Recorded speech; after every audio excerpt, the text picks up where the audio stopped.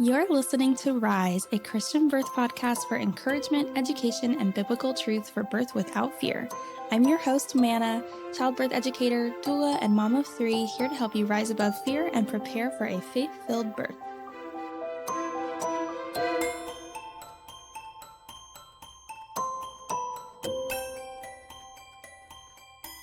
Welcome, Paige. We're so happy to have you here. Tell us a little bit about yourself and your business and how you got into this field. Yeah, absolutely. So my name is Paige, and I'm the owner of Crescent Counseling and Consulting. I feel very called to work with pre and postpartum women. And I really like to emphasize that what I mean by that is women who, it's like the tagline, right? It's like women in all phases of motherhood. So these are women, like some of my clients are trying to conceive, and some of them have experienced loss, some, just different women who are just plugged into this motherhood thing, right? And so myself, I am a mom to three boys. With my first, he was actually, it's interesting. It's like as I grew and evolved into my own mother role, that's kind of when my business alongside me grew and developed as well. I've always been a trauma therapist. So I started working with children in trauma and actually a registered play therapist. And so that was my whole thing, right? And then had my first, had a traumatic birth experience. I had postpartum depression, postpartum anxiety, a lot of like nursing issues with him. It was just kind of just really like dark time that then in turn, once I kind of was able to like support myself, move through that, found out shortly after that, this God likes to keep me humble. He said, you had a tough time conceiving your first. I'm going to give you that second one real fast. And so here I am thinking, oh my gosh, it's going to take us like another year to conceive our second. No, it did not. So really quickly was pregnant with my second. And the experience with him was just night and day from my first. And I realized a lot of that difference was the support I had, was the knowledge that was always there. It just wasn't accessible to me as a first-time mom. And so I kind of took that on as being like, all right, this is a skill set that I have. This is my calling. This is what I really want to do, to one, make meaning from that experience I had, but then two, just to kind of like, I just felt very called to it. And that's kind of how it works.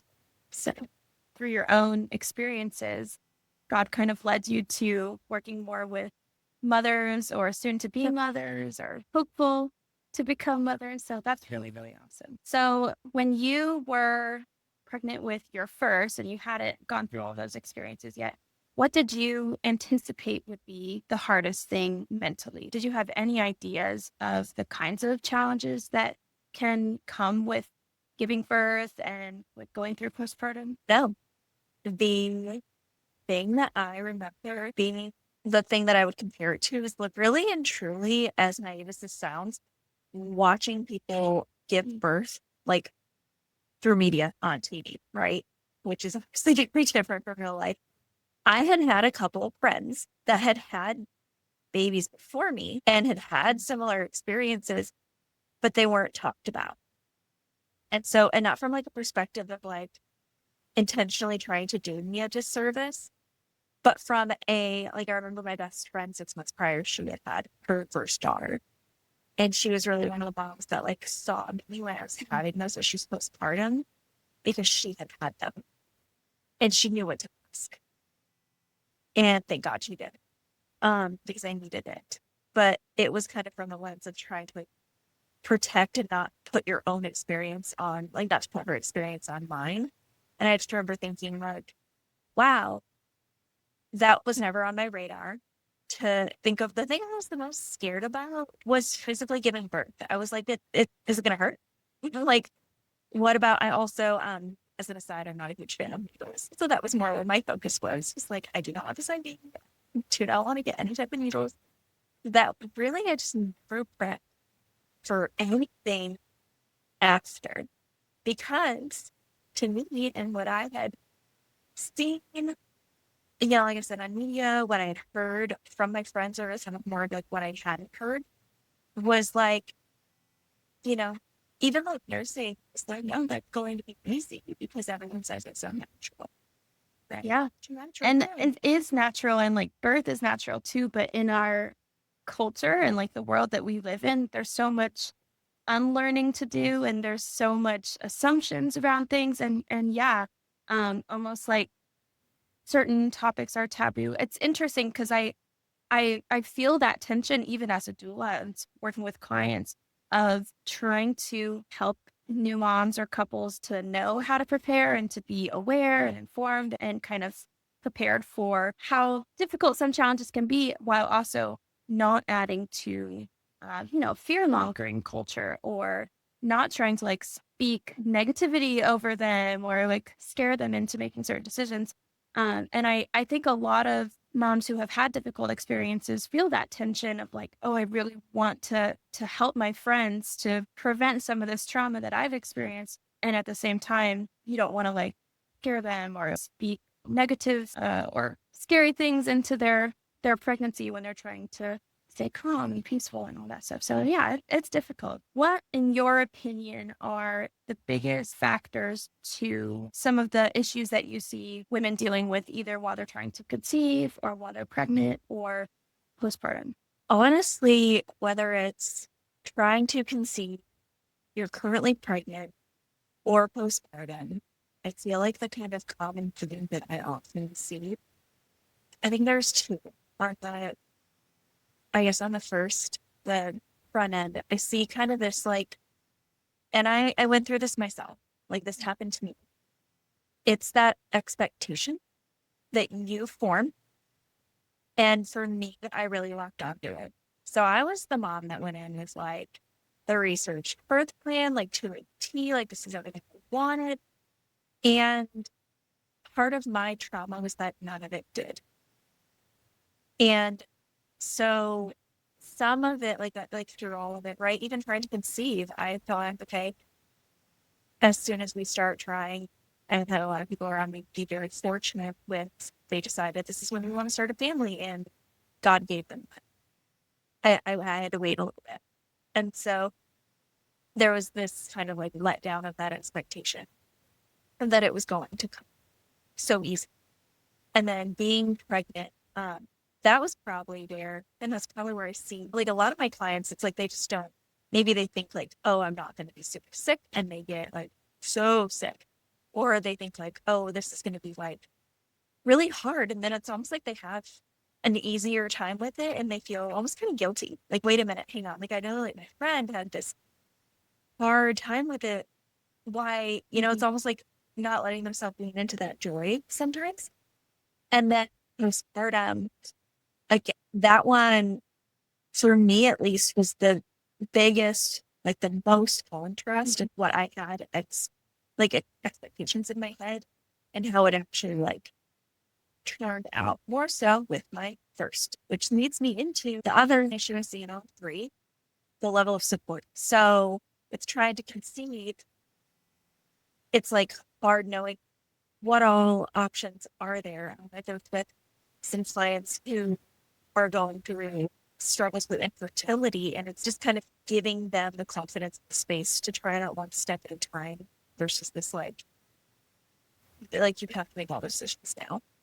Pregnancy, like, I know some of them have a great age that they've built, or they've, just kind of like grown up with. Now they're growing past that. And so even sometimes being pregnant, there's that kind of difference. And then moving into like postpartum, right? Like that, for me, the support there, I had mentioned previously, was what made the night and day difference between like my firstborn and my secondborn. Because with my first, I didn't know, I didn't know what lactation was. I didn't know like what was a doula. Like I didn't know any of this birth network existed. And I found that out in that interim, and it did. It made such a difference with my second. So it's like when I had my second son, I knew immediately I'm on an appointment with a lactation consultant to, really talk and lean on my other mom friends. Like I want to be able to tell them, like, I'm having a time and maybe I just need maybe someone to text with me or talk with me. So it's just a difference of support, I think. So what are some steps that women can take to sort of get ahead of those and to maybe self-identify, like, am I leaning toward one of those issues? Am I setting up unrealistic expectations? What would be your sort of game plan for somebody who wants to try to intentionally prepare for those aspects? So like I have anxiety and I've always had anxiety. And I was diagnosed with that after college and really had to kind of like work on my relationship with that. So I think if I maybe gone into pregnancy knowing that I had this predisposition and how that can impact my postpartum experience, I might have been a little bit more prepared. Because for me, it was almost like there was so much coming at me that I could not, my anxiety could not take that on. It could not work its way through it. I could not find, I was so out of control, where I describe it as like this switch flipped. And that was when postpartum depression took over. And so knowing, it's like if I had known about some of this stuff, if I had known, okay, you're predisposed to have this going on, maybe do a little research and see how that could look. It's not to say that will, but for me, like information is power. And so if you had maybe a inkling of like what your current diagnosis are, you know, and like moving into like that postpartum now, you might just have to take care of yourself. And that's what I mean by it. I don't mean like it as it's like a limiting factor. My anxiety serves me really well on a day-to-day, actually. I've developed that relationship with it. I just didn't know what that would look like. It was part of why. And maybe thinking about it a little bit would have helped. Or setting up supports too. So like I said, if you are like prepping for this phase and kind of, you know, wanting to just do the best that you can for future you, to think for you, I would say doing your research on like the people you want in your village, the people you want. So like, are you somebody who, you know, are you interested in it? Breastfeeding? Are you maybe wanting to do formula that you want to learn about it? There's people out there that can advise you on those things. What type of support do you have at home? Postpartum deal is I didn't even know that is a thing. So it's like just maybe even not having to put the pressure on yourself of committing to all these things right away. Like if you want to go in with it and be like, I want X, Y, or Z, absolutely right. But if you're someone who's just interested, there's nothing wrong with just being interested in gathering information. I feel like you can do so much, and like you may meet somebody that you connect really well with, and you just want their presence in your birth space. How would you suggest balancing setting realistic expectations and like getting prepared well, and at the same time surrendering and releasing? Because I know you researched really well and you went into birth and you had a plan and you had an idea of all the things you wanted. And you mentioned that basically none of those things happened. What kind of perspective did that experience give you on? Because, you know, I'm sure you're not advocating for like, don't prepare, don't make any sort of plan. How do you balance that? Right.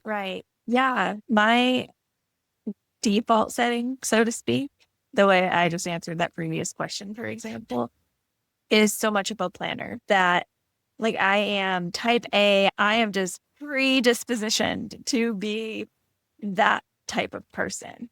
And so it was so devastating for me to not have that align with what I had planned for. And so it's almost like if I could go back now as third-time mom and talk to first-time mom me, I would say you're allowed to have things that you want, absolutely. Give yourself permission to want, and also give yourself permission to breathe. Because for me, it was just about giving myself, I think, not saying this would have fixed it, but I do wish I had allowed myself a little bit more in the moment, that flexibility, because then I don't think it would have felt like I was failing, because it was my body, my expectation, my research that I put this plan all around, right? Like, this is what my body is going to do because I said it's going to do it. And when it didn't, I put that blame on myself. So I'd failed. I was hurting the baby. I couldn't do X, Y, or Z. And then it's like, then there's this culture that I had to kind of battle afterward of, well, but you were okay, but the baby is okay. that it's like for a long time, I didn't give myself any space to even call it. Even still, sometimes I say like, oh, I had my own birth trauma, and my brain floats to several clients that I know have had these horrendous experiences. And so it's this balance of like, no, like it was traumatic for you. Trauma is all about the way that we perceive things and how it impacts our nervous system. And my nervous system was impacted. So I think if I could kind of give anybody like advice or talk to them about marrying those things together, the prep, and then like allowing space for it to be different, I think that would just kind of be the catch-all is like, go ahead and prep, especially if you're a prepper, and just maybe make that mental note to give yourself some space that it may not look like that. And that's okay. Yeah, it's also okay to be sad about it if it doesn't look the way you want it to. Feel like when you allow yourself the space to feel those feelings, they don't get us stuck inside of you. I relate a little bit to your experience. Of course, I have no idea like any of the actual medical details, but just that sense of like, well, I'm healthy and my baby's healthy. Like, am I allowed to be upset about this? Like, am I allowed to call it a traumatic birth experience when it really could have been so much worse? And I think that goes back to, yeah, exactly what you said. Like, what actually is trauma? What causes people to experience trauma? It's not always, having an emergency C-section or having an episiotomy or something like that. Because there are women who have those things and don't feel traumatized. And then there are also women who have relatively straightforward, uncomplicated first, but can feel traumatized by their experience because of a sense of lack of autonomy, a sense of a loss of control, communication issues, all of those things. And that has to do kind of with what you said about it. It's about how your nervous system experiences what's happening. Is that accurate? Yes. Like so much of, I had actually spoke a while back on a panel about this. And this was kind of my whole entire point of it was it is so much about like how you are treated and your perception of that treatment.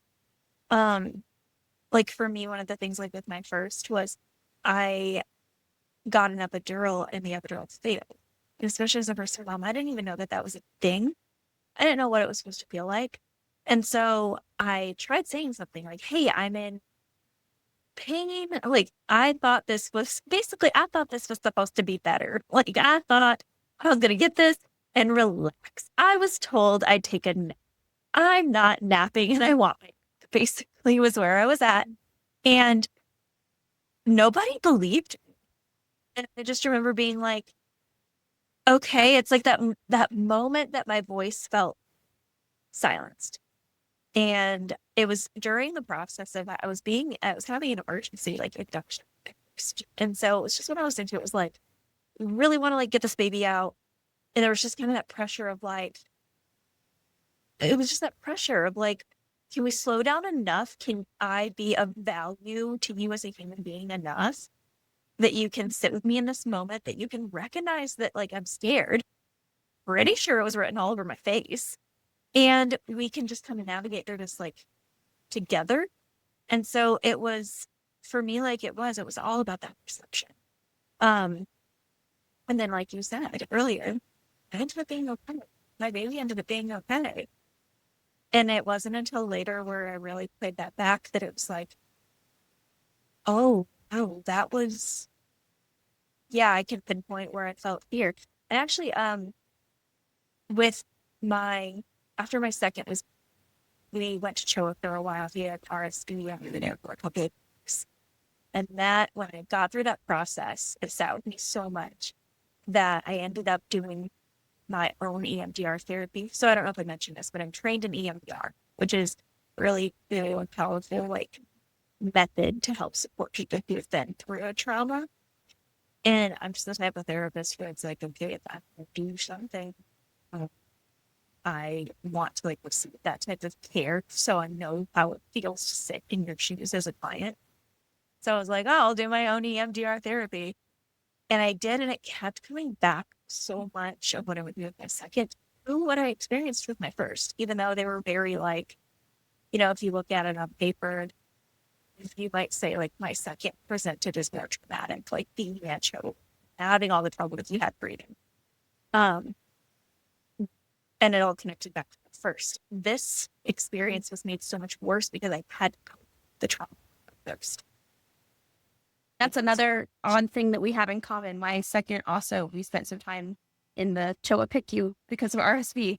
So just another odd coincidence. He was born September 2nd. We made it to Thanksgiving Day. Yeah. And then he was just like, I don't feel like breathing today, Mom. Yeah. This. Right. We were there for 2 weeks. Yeah, it's scary. Even if, and you just said like, okay, like it was a few days, like we were a couple of weeks. I even met a parent when we were there that was there for like, I didn't clock this, but we had a conversation and they were like, yeah, we've been here since December. And I said, oh, okay. Like in my head, I'm like, oh, that's not that long. And then I went, wait, it's November. They may have been here almost a year. And I just, again, it's perception. Like that was probably one of the kindest, like, I think I asked them where the Starbucks was. And they were just so kind, so like, yeah, I've been here since blah, blah, blah. And have you been to the library? Like they had been there for almost a year and they were supporting me. And I had been there for like 2 days. And I think about that. Like God was so good in those moments. There were a lot of answered prayers like during that stay. Because we were like, they were like talking to us about, like, hey, if he hits this number and his oxygen will increase, then I need to go to NICU. And what parent? That was the moment for me that was like probably the most traumatic was what parent is going to go, knowing that it's going to be me.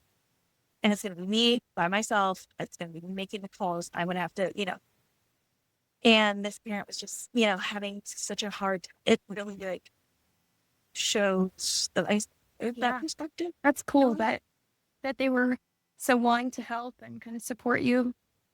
It's so funny how we gaslight ourselves because that was another experience that afterwards, like I almost felt like talking about it, I was over dramatizing it or something, but no, like that really was really crazy. That like stuff hit the fan and some of the things that the providers told us, preparing us for the worst. And like, no, yeah, that really was as horrible as it felt in the moment. But it was just so strange because once it was over, it was like over, she's fine now. Like there's no sign that she was fighting for her life. And like, I still feel the impact of that. Like sometimes I look at her and I see like her teeny tiny body in the hospital bed. But it's like, she's fine. Everything worked out. But it's like, no, yeah, that was its own kind of trauma. So that family helped you while you were at CHOA. And then you mentioned earlier about your friend who had given birth a few months before you, and she kind of knew the questions to ask. What are those questions? How can we be supporting each other as moms, new moms, soon to be moms? What are things we can be looking out for? Questions we can be asking? And on the flip side of that is a big question. On the flip side of that, how can someone who's really having a hard time and suspects that they might need support and maybe they don't have that support system already in place, what would be the first steps for that person? Okay, so I'll try not to get emotional because it's the person you're talking about. Her name is Emily. And Emily has always been we've known each other for a long time. She was one of the first people I met in college. She's my big sister in our sorority. I made her live with me in grad school. It's a long story. And then bought apartments, and now we actually live like 2 doors down from each other. So she is a God thing. Like I think experiences can be God things. People can also be God things. She is a God thing to me. And so I had gotten home with my first. Maybe he was a couple weeks old. He was born shortly after COVID kind of like was dying down a little bit. And so we were so cautious about who was coming around. And he came in my mom was staying with us at the time. My mom is actually my best friend from Michigan's. That's where I'm from. It's her biological mom, but I told her my mom. So she was here and we were kind of navigating that like relationship of she was learning how to kind of care for me alongside everything that was going on, like figuring out how to be a mom. And I think Emily was also trying to figure out like, how do I again not scare you, but like support you? And so I remember I was in my bathroom with both of them. I was like so vulnerable looking. I think I was still in my mesh panties and like it was a whole vibe. And Emily had brought something up, dropped it off, and it was that kind of quick, like, are you okay? And I was like, yeah. And I remember she walked out of the room. No, I'm trying to cry. She stopped and turned around and she said, are you okay? And I said, no. And I think that was kind of what like opened, like, I'm scared. Is it always like this? Is every time he latches onto me, am I going to feel so much pain? Like it was just all these things just came out all of a sudden, not because of what she asked, but how she asked it. And I think just like slowing down, like if I could tell anybody anything, like, you ask, well, what kind of questions to ask? And sometimes I think that's the thing that gets people so tripped up is like, how do I say this? Like there's like the whole thing, like, let me know if you need anything. I'm not going to let you know. Absolutely. I got it all together. What are you talking about? So kind of like taking that initiative. So, and I think some people are kind of like, well, I can't do that. That's like invading their space. And that's where I would challenge you and say it's about how you do it, right? If you show up at a new mom's door, you're like, hey, like, here's all this stuff. Like, and you're expecting to come in, like, take up your time. Just drop something. Just send her a text and just about her. Like, especially like at night. If you're one of those people, if she's up at night nursing, I can tell you that's one of the loneliest times I've ever felt. But I think it's how you ask. And I really learned that lesson from Emma because, again, I had a bunch of people ask, are you okay? How are you doing? It was the way that she paused and really like tuned into me and that what can moms kind of do to accept that support. So for me, I mean, I'll just be super bad. Accepting support, it meant I was not doing this. And there was no way I was not going to be enough, especially after the birth experience I had, where I felt like every single point I just didn't measure up. My body didn't do this. Like, it didn't like this medication. It didn't, all of these things. And I wasn't breastfeeding well. I wasn't producing milk. So it's just this constant narrative of like, you're not doing enough, you're not enough. And I was like, well, I'm going to fold my laundry and I'm going to do my dishes and I'm going to, just all these things. And I just remember it cost me so much physically and mentally that for any mom, again, it kind of goes back to like maybe a little self like reflection and sitting, asking yourself, what are the barriers to me accepting help and maybe like that deeper level address it. Whether that's like talking about it, yeah, maybe you're really introspective and you can get there on your own. Maybe it's talking about it with a friend. It's, I think everyone gets therapy, so maybe it's reaching out though with a therapist. Like, hey, this was an area I struggle in. How can I maybe be better about seeking help? And we can help you explore that. For me, it was acknowledging that did failing my children, that by accepting help, I was setting myself up to be the best version of the not for them because I was getting, help. I was getting resources. Just kind of develop that. It's different for everybody. Some people I need help with like stuff. Some people might need to. I think it wasn't so much the physical load; it was the mental load. Talk to us a little bit more about postpartum mood disorders. So when it's gone beyond the normal, like, this is challenging, this is difficult, but it's stepped into a level of like, this is full on postpartum anxiety, postpartum depression, postpartum psychosis. Talk to us a little bit about that. What should moms be sort of aware of as they're preparing for the postpartum period? What resources are available? Absolutely. So this is where like the consulting piece of my business came from. So maybe you're not somebody that feels like at this time, I need therapy, right? Counseling. Maybe it's someone who just is like, I would like to sit down and have a conversation, or like resources around like what even is a postpartum mood disorder, right? So that's where the consulting piece comes in. That fits the gap to meet that need. I can talk to you about those kind of things. I can give you the education, I can give you the handouts so you know what symptoms to look for, because it is a balance between symptomology. It's like, what is going on? How long is it going on for, right? There's this difference between like they call it baby blues, right? A couple of weeks, normal, hormonal flush. It's all related to that. But the duration piece is important. So for me, it was kind of, ooh, like this should not be going on 7 months into this. Well, let's talk now postpartum depression. And it was my husband who Googled it. He was like, please don't do that.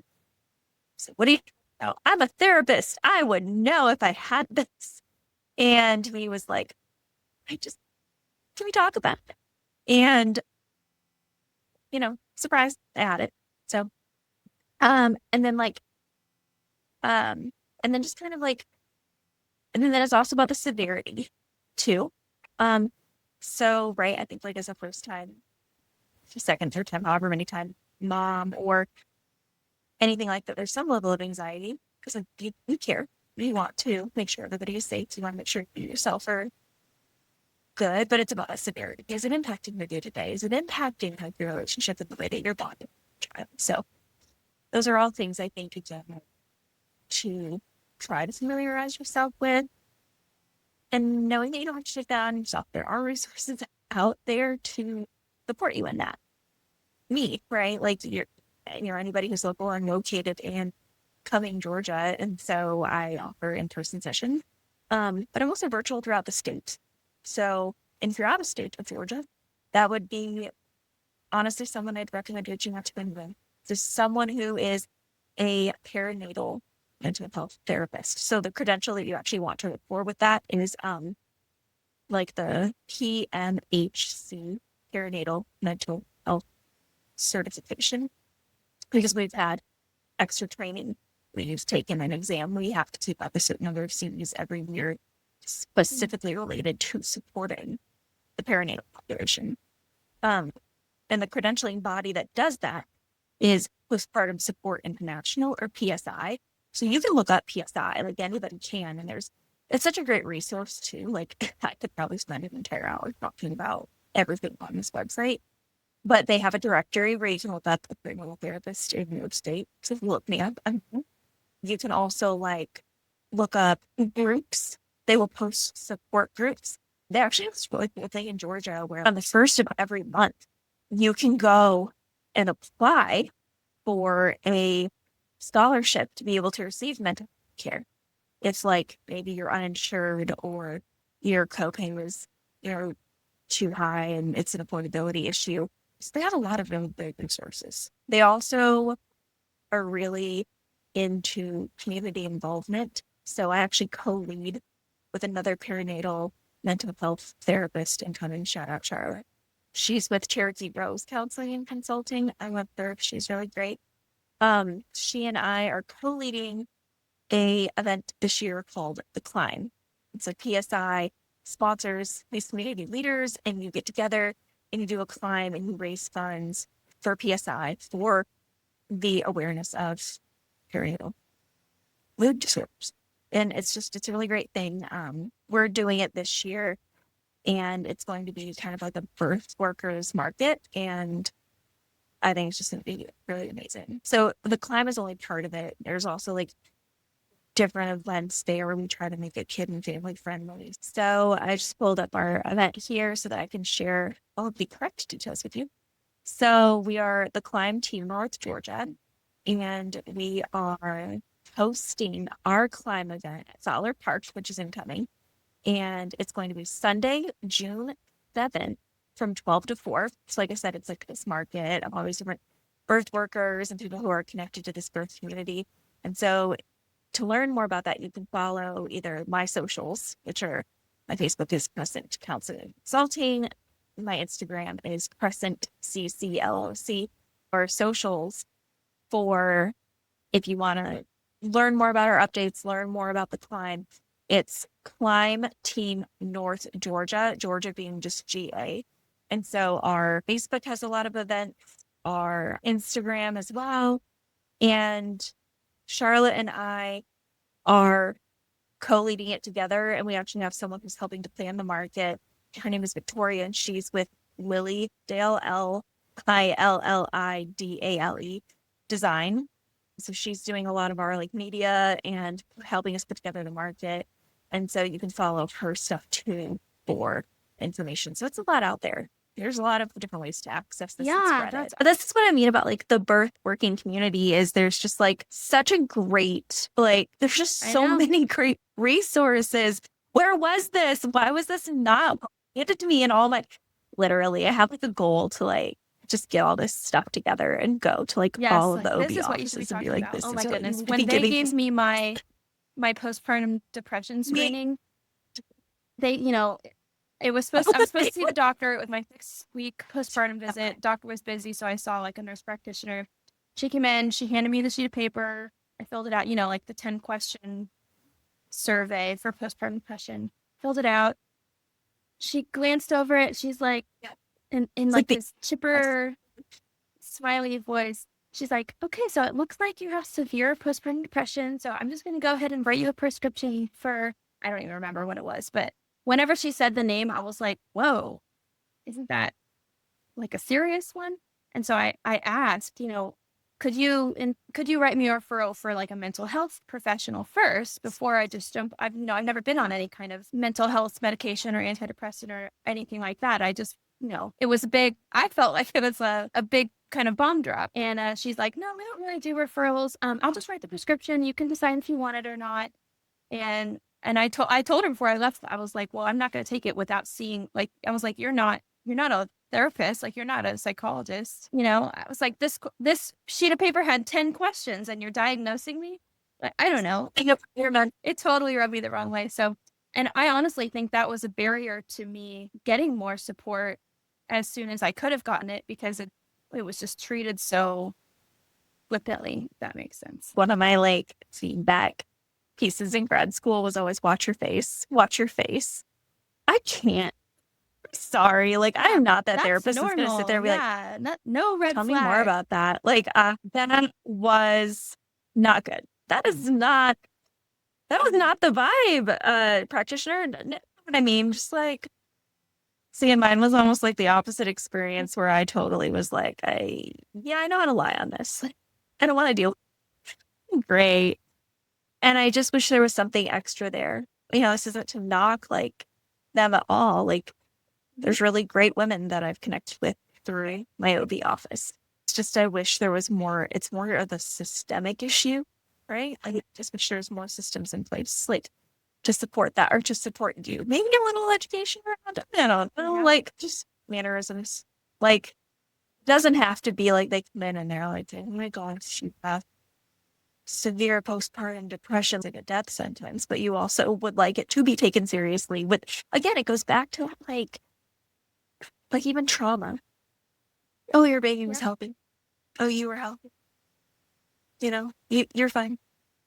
No, it's not traumatic for you. I know. I really am so passionate about people sharing their experiences because it normalizes it for so many other people. Like you said, with the caveat of like, my experience is my experience. I hope that you don't have my experience. I truly do. And I think even in like the moments of the whole thing wasn't traumatic. Like there were good moments. I had a really great nurse. I had my midwives from my OB office were rock stars. Like there are a select few that I really, really enjoyed. And there were moments along the way that weren't great. So it's really, like I said, it's about perception. And part of the way I think you have the most accurate perception of an event is when we do kind of share these stories back and forth. I do I'm hear you really bad gaslighting about yourself that. quite frequently. I'm still on my healing journey. Public assessment, that's all people do to Yeah, you. it's Like, we true. gaslight ourselves And because other people and gaslight us like so put frequently. pressure on myself to. I want, part of my thing is I want to stop the culture of fear around birth, specifically birth. I think so much of how our culture views birth is fear-based. Like, it's an emergency waiting to happen, like anything could go wrong anytime. And it's just this whole disastrous thing when, Right. And even though it some doesn't of those things might have be to true, be. like, yes, there can be emergencies. That doesn't mean you have to prepare from a place of fear. And I have a hard time reconciling like my professional standpoint of trying to curb fear and be informative with my personal stories of like the reason I got into this is because I had a really hard experience. And I wasn't treated great all the time, and I wasn't informed, and I didn't have autonomy. And so that's definitely the hardest thing for me. I think that when it comes to kind of like marrying together again, that idea of like, oh, I want to tell you about these things. I want to tell you about my story. And I don't want it to create fear in you. I think it kind of goes back to what I was talking about, Emily. Like, it's not the question that you ask, it's how you're asking it.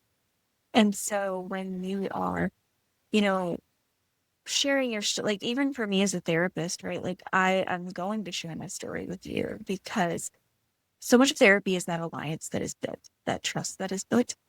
And how can you do that when you don't know anything about me, my story, where I'm coming from, right? And so it's the way that I say it. So I'm always careful to acknowledge that, like, this was me. And there was 28 years at that point, because I had my first baby when I was 28 years of experiences that accumulated and shaped me and shaped the way my brain views the world that led up to that moment. And yours is totally different because you have how they're going to use different experiences. And that is okay. I think the same way we make space for the negative and acknowledge that it's there, the more we do that and the more we talk about it, and it's not this like super taboo thing, the more like normalized that becomes and the more scary it becomes, right? So yeah, talk to me, tell me. I want to hear it all. I want to hear about like the negative. I want to hear about the scary. And I want to hear about like that magical moment too. Like, there's allowed to be both. I wish we had time to like go through our whole birth stories. Maybe we'll do another episode and actually do like a birth story swap. I would love to hear from you if you had to pick like the one top thing that God has taught you, or how he has used your birth to grow your faith or change your life or change how you see the world.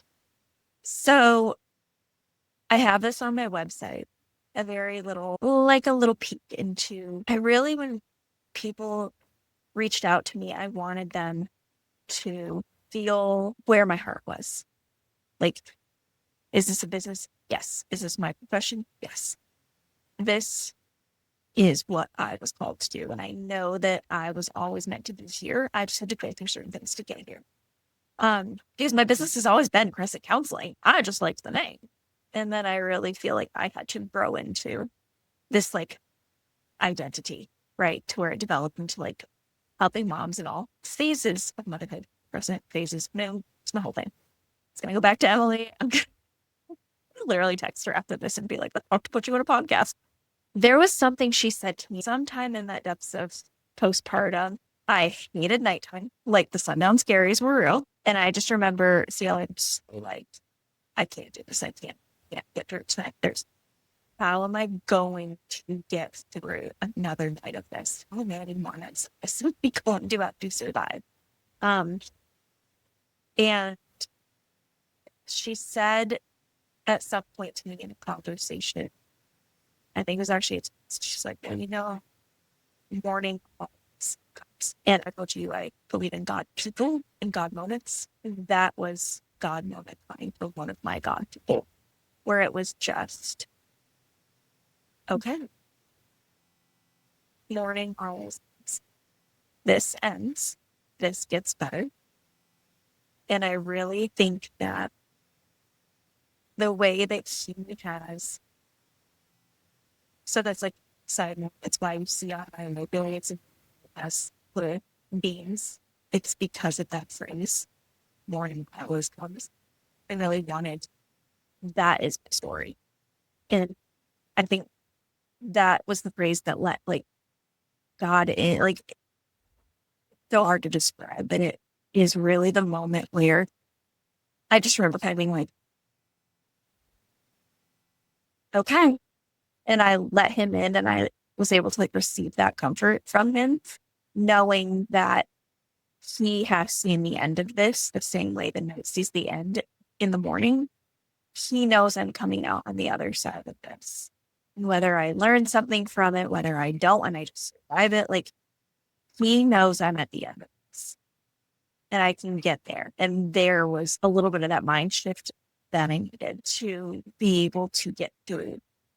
And kind of like, I think that was really the shift that occurred around 4 months postpartum for me, was when I started to kind of fall my way out of the depths of my depression. And I think that was, I know that was the phrase that did it. And that was how he was showed in those moments. It brings to mind Psalm 35, though sorrow may last for the night, joy comes in the morning. And how true is that? Like, yeah, those scaries are real. And the night brings sorrow sometimes. And it's not just frustration, like, oh, you know, my baby's not going to sleep or something. Like, sorrow really feels like an appropriate word sometimes for what it is. It's that isolation, it's loneliness, it's that feeling of failure that you described earlier. Like, you know, am I cut out for this? Am I doing everything wrong? But joy comes in the morning. Morning always comes. I saw a thing once too, because for me it was so much of low loneliness. And I remember seeing a thing once where it was like, you know, hey mama, when you're at that like 3 a.m. and you just feel so isolated. Think of all the other moms around the world that are doing it at the same time. And that just goes back to that connectivity. We're like designed to be connected. And I want to be, as a therapist, help people connect with themselves. I want to help people connect with other resources in the community. Thank you so much, Paige. I will put links in the show notes for some of the resources that Paige mentioned. And yeah, we'll have to have you back on another time.